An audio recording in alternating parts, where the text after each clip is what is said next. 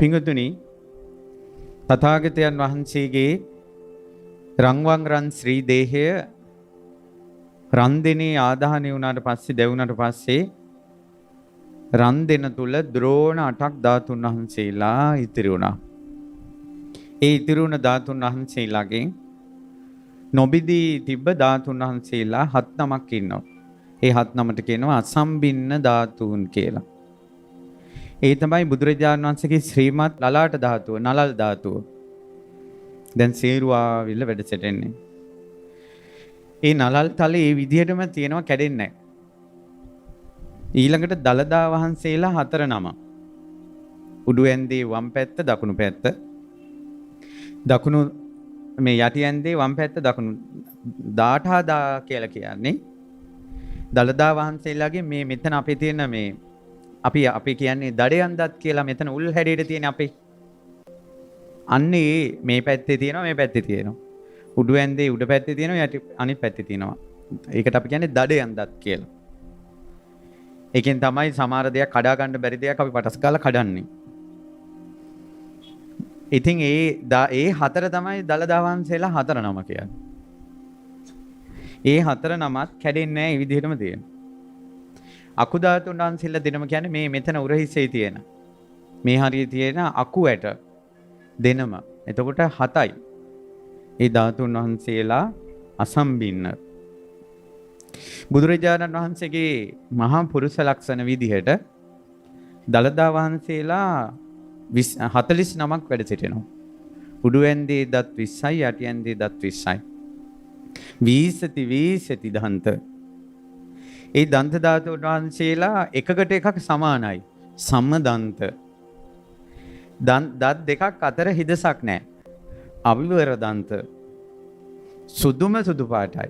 සුසුක්ක 18.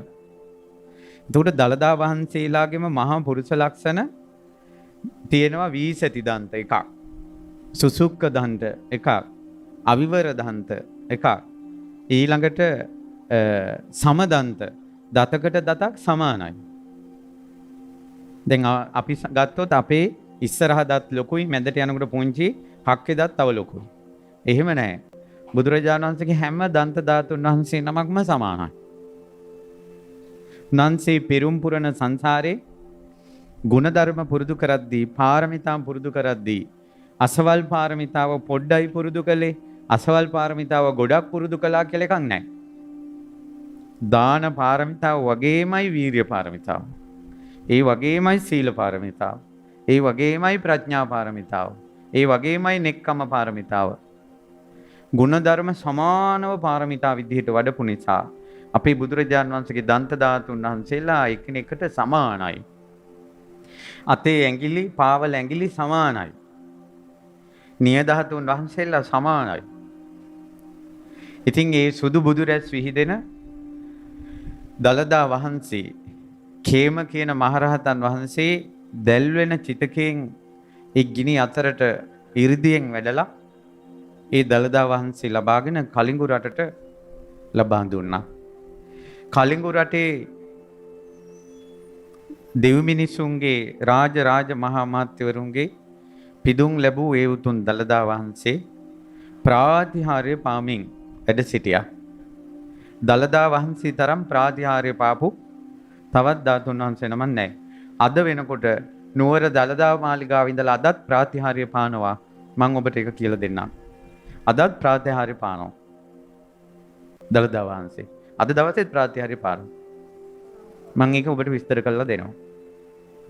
එච්චර ප්‍රාතිහාර්ය පාපු දලදා වහන්සේ රැකගන්න ගුහසීව රජුරෝ තමන්ගේ දියණිය හේමමාලා, තමන්ගේ බෑණනුවන් දන්ත කුමරු යුද්ධයක් ඇති වුණ වෙලාවේ ලක් දෙරණට වඩම්වන්නට ඒ දරුවන් අත එව්වා.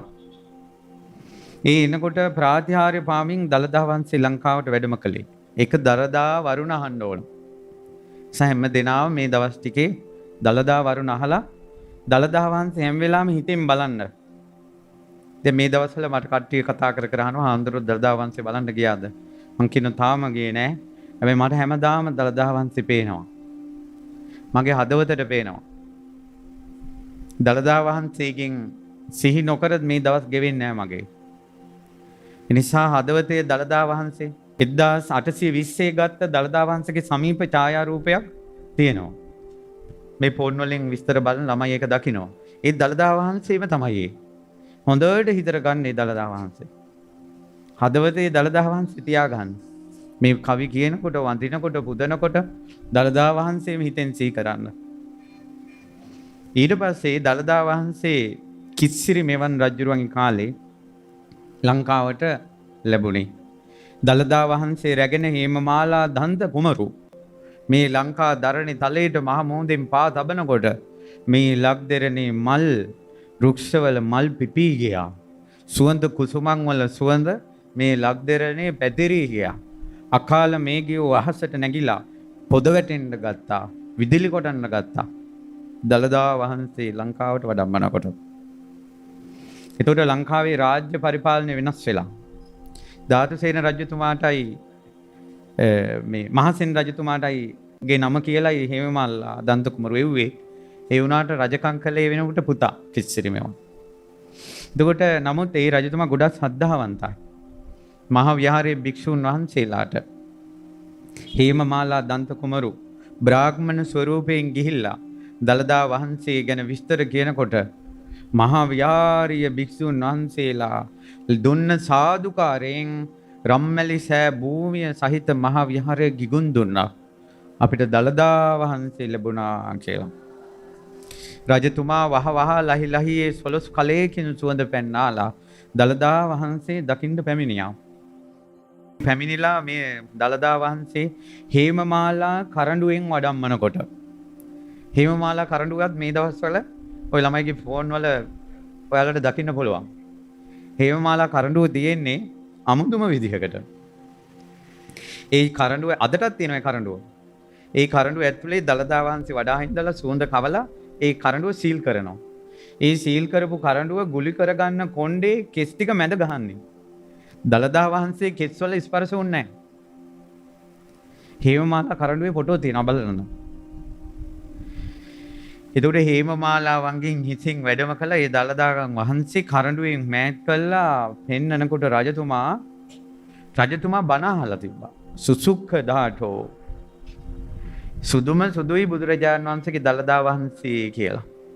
නමුත් මේ දළදා වහන්සේ ලාවට බොර පාටට හුරුයි. අවුරුදු ගණනක් දළදා වහන්සේ වැඩ ඉඳලා තියෙන දැන්. ජීවමාන බුදුරජාණන් වහන්සේගේ ශරීරයෙන් දළදා වහන්සේ දැන් වෙන් වෙලා තියෙනවා. ලා බොර පාටක් තියෙනවා. එතකොට හිතුණා සුදුම සුදු ධාතුව බොර පාටට තියෙන විදිහක් තියෙයිද? සමහරට මිනිස්සුන්ට හිතෙන්න පුළුවන් මෙච්චර දළදා වහන්සේ නමක් දික් වෙයිද?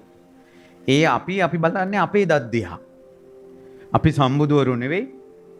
අපේ දත් වලට මහා පුරුෂ ලක්ෂණ 4ක් තියෙනවද? මේ මහා පුරුෂ ලක්ෂණ බුදුරජාණන් වහන්සේ මුව මණ්ඩලට ආහාරය අරන් බත් පිටක් අරන් 4 පාරක් කවදාවත් හපලා නැහැ. දෙපාරයි තුන් පාරයි හපන්නේ. හපනකොට සියලුම බත් හැපිලා ඉවරයි. ඒක අපිට හිතකින්වත් හිතා ගන්න පුළුවන්. ඒ විදිහට මුවට ගන්න ආහාරයේ සමානව බෙදිලා අර දත් 40ෙම හැපෙනවා. සාමාන්‍ය මිනිස්සෙකුට බුදුරජාණන් වහන්සේ සමාන කරන්න එපා. ඒ නිසා රජතුමාටත් සැකයක් ඇති වුණා. මෙහෙම වෙන්න පුළුවන්ද කියලා. එහෙම සැකයක් ඇති වෙනකොටම ආකාශයට පැන නැගිලා සුදු පාට රැස් විහිදුවා අහසේ වැඩ සිටියා. සුදුවන් රැස් මතින් පෙනෙන්න ගත්තා උතුම් දළදා සමිඳුනේ. ඒ දළදා වහන්සේ මගේ හිතේ මේ වාගේ උතුම් ශාස්ත්‍රෝන් වහන්සේ හා සමාන දළදා වහන්සේ ගැනනේ මට මේ සැකේ ඇතුනේ කියලා සමාව අරන් කෝටියක් ස්තුති වචනෙන් සමාව අරගෙන දළදා වහන්සේට ආරාධනා කළා. ඒ දළදා වහන්සේ ආසනේ වැඩ හිටියට පස්සේ පිච්චමල් දෝතින් දළදා වහන්සේ වැහෙන්න පිච්චමල් දැම්මා. පිච්චමල් වදානකොට පුදනකොට ඒ පිච්චමල් වලින් උඩට දළදා වහන්සේ මතුණා.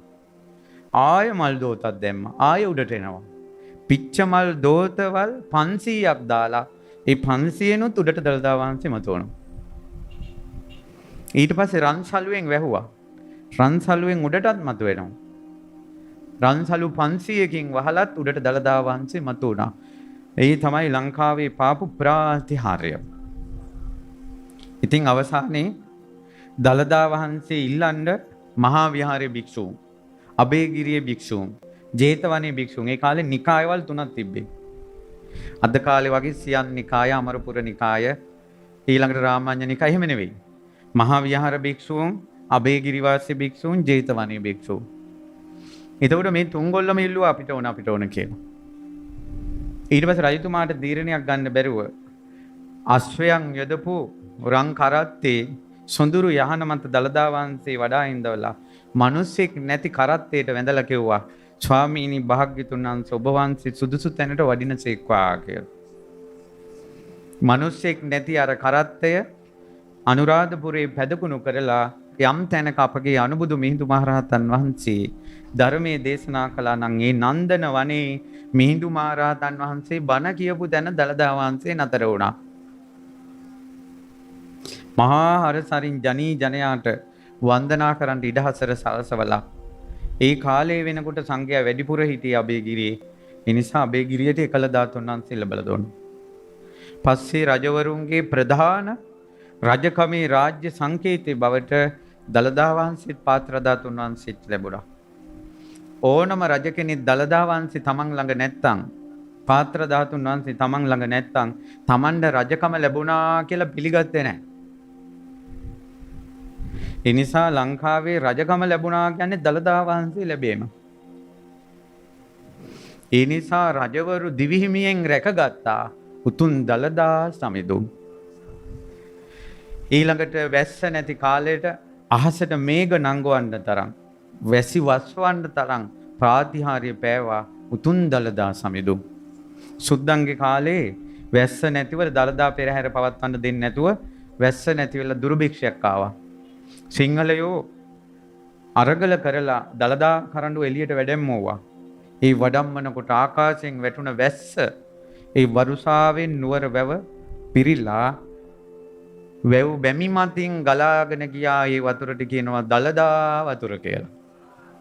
ප්‍රාතිහාර්ය පෑවා දළදා සමිඳුන්. දිවි හිමියෙන් ලංකාව පුරාවට අනුරාධපුරෙන් පොළොන්නරුවට, පොළොන්නරුවේ 60 දාගේ දවස් පැය 60කින් දළදා මැදුර හැදුවා. ඊට පස්සේ ඊළඟට යාපහුව දඹදෙනිය ඒ ප්‍රදේශයට අදත් සීතාවක රත්නපුරේ වෙනම දෙල්ගමුව කුරහංගල අදටත් තියෙනවා. දළදා වහන්සේ වැඩ හිටපු කුරහංගල ඒ සාක්කි අදටත් තියෙනවා. එහෙම ප්‍රාතිහාර්ය පාමින් නගරෙන් නගරයට වැඩම කළා. සුද්දන්ගේ කාලේ දළදා වහන්සේට හානි වෙයි කියලා හාමුදුරන් වහන්සේ නම දළදා වහන්සේ සිවුරු පොටේ මෙතන තියාගෙන දළදාව රකින්න කැලේට පැන්නා. යම් දවසක සිවුරු පොටේ රඳවා ගත්තද හාමුදුරුවෝ එදා ඉඳලා ඔළුව උස්සලා මේ පැත්ත බැලුවේ නැහැ. අනිත් පැත්ත බලාගෙන දළදා වහන්සේ උරේ තියාගෙන දළදාව රැක්කා. එහෙම දළදා වහන්සේ ආරක්ෂා කළේ. ඉතින් අද නුවර දළදා මැදුරේ අද ප්‍රාතිහාර්ය පානවා. කුමද්ද දළදා මාලිගාවේ අද පහන ප්‍රාතිහාර්ය? එකම එක දළදා වහන්සේ ගන්ධ කුටියෙන් එළියට වැඩියා කියනකොට ලක්ෂ සංඛ්‍යාත පිරිසක් නුවරට එකතු වුණා. මෙච්චර ජනී ජනයා ගෙවල් වලින් ගෙවල් අත්හැරලා දළදා වහන්සේ කරා පියවර නගන්න තරම් මිනිස්සු ඇද ගන්න ප්‍රාතිහාර්ය අද දළදා වහන්සේ පෑවද නැද්ද? මෙච්චර ජනී ජනයා එකතු කරනවා. මුළු ලංකාව පමණක් නෙවෙයි, පිට රටවල් වල මිනිස්සු, බෞද්ධයන් පමණක් නෙවෙයි, අන්‍ය ආගමික මිනිස්සු, සිංහලයන් පමණක් නෙවෙයි, වෙනත් ජාතීන් වල මිනිස්සු අද වෙනකොට කතෝලික අය දන්සැල් දෙනවා, මුස්ලිම් අය දන්සැල් දෙනවා, දෙමළ අය දන්සැල් දෙනවා. එතකොට ಜಾති වශයෙන් නැතුව, ආගම් වශයෙන් නැතුව මිනිස්සු සමගි කරන්න එක දළදා වහන්සේට පුළුවන් වුණාද, බැරි වුණාද? ඒක දළදා ප්‍රාතිහාර්ය නෙවෙයිද? ඒ තමයි දළදා වහන්සේගේ ප්‍රාතිහාර්ය. දවස් 2-3 මිනිස්සු බෑ නොකිය අඬ හරි පොළවේ ඉන්නවා. එතකොට මේ මිනිස්සු දළදා වහන්සේ අතෑරලා යන්න කැමති නෑ. ඒ මිනිසුන්ගේ හිත් මන බැඳ ගන්නා වූ ප්‍රාතිහාර්ය ඒ ප්‍රාතිහාර්ය පාඩම්. පෝලිං වල දවස් දෙක තුන හිර වෙලා හිටපු මිනිස්සු සුදු බුදු රැස් විහිදෙන දළදා වහන්සේ දුටුව ගමන් අඬ අපේ බුදුන් අපි දැක්කා කියා අඬ එළියට එනවද නැද්ද? අනේ අපිට දළදා වහන්සේ දකින්න ඕන කියා අඬ ඉන්නවා. දළදා වහන්සේ දැක්කට පස්සේ අපේ බුදුන් අපි දැක්කා කියලා අඬ කඳුළු සලසලා මිනිස්සු එළියට එනවා. අර දවස් 3-4 පොලිමේ හිටපු පීඩනය මහන්සිය වෙහෙස එක දළදා වහන්සේ දුටුව ගමම්ම තුනී වෙලා ගිල්ලා ශාන්තිය ඇති වෙනවා. මිනිස්සුන්ට නිවන් දැක්කදෝ කියලා හිතෙනවා. එක දළදා වහන්සේ නමක් මෙහිම ප්‍රාතිහාර්ය පානවා නම් පින්වතුනේ ලෞතර සම්මා සම්බුදුරජාණන් වහන්සේ ජීවමානව වැඩියා නම් මේ මිනිස්සු කොහොමද මේවා දරාගන්නේ? දෙතිස් මහා පුරුෂ ලක්ෂණයන්ගෙන් බබලන 80 ව්‍යංජනයන්ගෙන් බබලන කේතු මාලා රන්සි මාලා භ්‍යාම ප්‍රභා නීල පීත ලෝහිත මහන්ජේෂ්ඨ ප්‍රභාස්වරාදී රශ්මි ධාරා විහිදුවගෙන මහා කරුණාවෙන් ලෝක සත්‍යයට සිත සලසන මගේ බුදුරජාණන් වහන්සේ ඇස් වලින් දැක්කා නම් මේ මිනිස්සු නිවන් දකින්නවා. පින්වතුනි, මේ මිනිස්සු දළදා වහන්සේට තියෙන ආදරය දැක්කට පස්සේ මට නම් හිතෙන්නේම බුදුරජාණන් වහන්සේ ජීවමානව හිටියානම් කොහොමද කියලා. බුදු සිරිපා සටහන තැබුව සමනල කන්දේ සිරිපා වඳින්න ඔච්චර පියවර තියතියා මිනිස්සු මහන්සි වෙනවා නම් බුදු සිරුරේ දළදා වහන්සේ දකින්න ඔය දවස් දෙක තුනක් පොළොමේ ඉන්නක මහන්සියක් කියලා හිතන්න එපා පින්වතුනේ. ඔබ ඔය දකින්නේ ලක්ෂ සංඛ්‍යාත කෝටි සංඛ්‍යාත පිරිසක් සංසාරයෙන් එතර වෙන්න මගේ ලෞතුරා බුදුරජාණන් වහන්සේ අමා ධර්මයේ දේශනා කරද්දී ඒ අමා දම් පහස ලද උතුම් වම් දළදා වහන්සේ. ඒ නිසා ඔබටත් අමා නිවනින් සැනසෙන්න යම් බුදු කෙනෙක්ගේ දහමක් ලැබුණා නම් ඔය දළදා වහන්සේගේ ස්පර්ශ වෙවි ඒ දහම් පහසල ඔබට ලැබුණේ. ඔබ බණපදයක් අහලා නම් එක සිල්පදයක් හරි රැක්කේ ඒ බණපදේ දළදා වහන්සේගේ ස්පර්ශ වුණාද නැද්ද? කෙලෙහි ගුණ දක්වන්න ඕන තුන් දළදා වහන්සේට gedara ඉඳලා හරි සාදුකාර දිදී ඉන්න පින්වතුනේ. gedara ඉඳලා අත් එකතු කරවන්න පිට රටවල වල මිනිස්සු, ගෙවල් වල මිනිස්සු රූපවාහිනියෙන් අර පොලින් දැකලා දළදා මාලිගාව වඳිනකොට සාදුකාර දෙනවා. මෙකල ලංකාවේ ගෙවල් වල මිනිස්සුන්ගේ සාදු හඬ පතුරවන්න දළදා වහන්සේ ප්‍රාතිහාර්ය පානවද නැද්ද දැන්? එක දන්ත ධාතුවක් එළියට වැඩලා හැම මිනිස්සුන්ගේ කටින්ම සාදුකාරය උඩට එනවා. සාදුකාරය මතු කරවනවා. මේක දළදා වංශයේ ප්‍රාතිහාර්යයක් නෙවෙයිද? මේ දළදා වහන්සේ නිසා මේ දවස්වල දන් දීලා මිනිස්සු සුගති නිවන් පිණිස කොච්චර පින් කර ගන්නවද? මිනිස්සුන්ට පින් කරවන්න දළදා වහන්සේ වැඩියාද නැද්ද? දළදා වහන්සේ ගන්ධ කුටියෙන් එළියට වැඩියේ මිනිස්සුන්ට පින් කරවන්න. තප්පරයක් හරි පැයක් හරි බුදු කෙනෙක් වෙනුවෙන් ඔය පියවර තබන්නේ. ඔච්චර රැඳිලා ඉන්නේ බුදුරජාණන් වහන්සේ වෙනුවෙන්. බුදුරජාණන් වහන්සේ දකින්න අනාථපිණ්ඩික සිටුතුමා යන මොහොතේ එදා සුදත්ත සිටුතුමා යක්ෂේ කාකාසේ ඉඳලා කියනවා සතං හත්ති සතං අස්සා සතං අස්ස තරී රතා සතං කන්‍යා සහස්සානි ආමුත්ත මණි කුණ්ඩලා ඒකස්ස පද වීතිහාරස්ස කලන්න ආග්ගති සෝලසින්. ඒ යක්ෂයා කියනවා කන්‍යාවියෝ ලක්ෂයක් සර්වාභරණයෙන් සරසලා දෙනවා. ඇත්තු ලක්ෂයක් සියලු ආභරණ වලින් සරසලා. අශ්වයෝ ලක්ෂයක් සියලු ආභරණ වලින් සරසලා. අශ්වතරයෝ ලක්ෂයක් සියලු ආභරණ වලින් සරසලා. කන්‍යාවියෝ ලක්ෂයක් සියලු රං ආභරණ වලින් සරසලා කෙනෙකුට දෙනවා නම් ඒකස්ස පද වීතිහාරස්ස බුදුරජාණන් වහන්සේ බලන්ට යන ගමනේ එක පියවරක් 16ට බෙදලා ඒකෙන් එක පංගුවක පුණ්‍ය විපාකේ ගත්තත් අර සියලුම ධන සම්පත්තිය එච්චරවත් වටින්නේ නැහැ. එක පියවරක් බුදු කෙනෙක් දකින්න පියවර තියෙන එකට කියනවා පාද වීතිහාර පින කියලා. දළදා මාලිගාවේ පොලිමේ ඉන්න මිනිස්සු ඔය පාද වීතිහාර පින රැස් කරගත්තා. පියවර කිලෝමීටර ගණන් පියවර තියතියා. කිලෝමීටර ගණන් පියවර තියතියා පාද වීතිහාර පින රැස් කරගත්තා. ඔය මිනිස්සු පොළොමේ ඉඳලා දවස් ගණන් මහන්සි වෙලා බුදුන් දකින්න ඉන්නවනේ. ඔය මිනිස්සුන්ට ලෞතුරා සම්මා සම්බුදුරජාණන් වහන්සේ අහඹු ලෙස මූණටම මුණ ගැහෙනවා. සංසාරේ බුදුන් සොයාගෙන ගිය අය. දලදා වහන්සේ දැක්කා කියලා නෙමෙයි මිනිස්සු කියන්නේ අපේ බුදුන් දැක්කා. ජීවමාන බුදුන් දැක්කා. බලන්න කකුල් නැති අය රෝදපුටුවෙන් යනවා බුදුන් දකින්න. ওই මිනිසුන්ට නිවන් බුදුරජාණන් වහන්සේ මුණ ගැහෙන්නේ නැද්ද ජීවමානව? බුදුන් දකින්න පිනක් ඔය. සමහර අයගේ අත් නැහැ. අත් නැතුව යනවා. මම දැක්කා එක්කෙනෙක් ඇස් පේන්නේ නැහැ. එයා කියනවා මගේ ඇස් පේන්නේ නැති වුණාට අපේ බුදුන් අපි වැන්දා. ওই මිනිස්සයාට යම් දවසක දහං ඇස පහළ වෙනවා. දලදා වහන්සේ වඳින්න පෝලිං වල ඉඳලා, ගෙවල් වල වටිනා ඇඳන් වල ඉඳලා, දැන් මහපාරේ පැදුරක් දාගෙන, ඉටිරෙද්දක් දාගෙන නිදා ගන්නවා බුදුන් දකින්න. ගෙවල් වල පිඟන් වල කාපු මිනිස්සු දන්සලෙන් කෑම පාර්සලෙන් යැපෙනවා බුදුන් දකින්න. ගෙවල් වල තුන්වරු ඇඟ හොදා සෙන්ට් පවුඩර් ගාගෙන හිටපු මිනිස්සු යාන්තම් මූණ කට හොදාගෙන ඇඳුමක් මාරු කරගෙන පාරේ පේමන්ට් එකේ ඉන්නවා බුදුන් දකින්න. එක දවසක්ද දෙකක්ද මේ පින්වතුන්ට ඔය පිනම අමා මහ නිවන් දකින්න හේතු වෙනවා.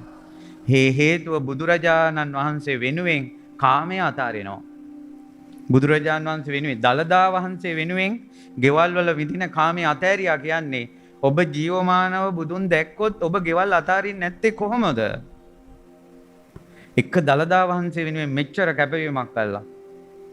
ඒ නිසා සාදුකාර දිදි ඔය ඉන්න ගමන නම් මට නම් හිතා ගන්න බෑ. මට හිතෙනවා දලදා වහන්සේ කොයි තරම්නම් ප්‍රාතිහාර්ය පානවද අද. මේ මිනිසුන්ගේ හිත පරිවර්තනය කරනවා. මිනිස්සු සමගි කරනවා. මිනිස්සු එක අරමුණක රඳවනවා. මෙච්චර දවස් දෙක තුන අපි බුදුන් සීකර කර ඉඳලා නැහැ. ඒ වුණාට පොළොමේ ඉන්න මොහොතක් ගානේ දලදා වහන්සේ ගැනම රැව් දෙනවා කනේ සිතේ ගතේ. දලදා වහන්සේ ගැන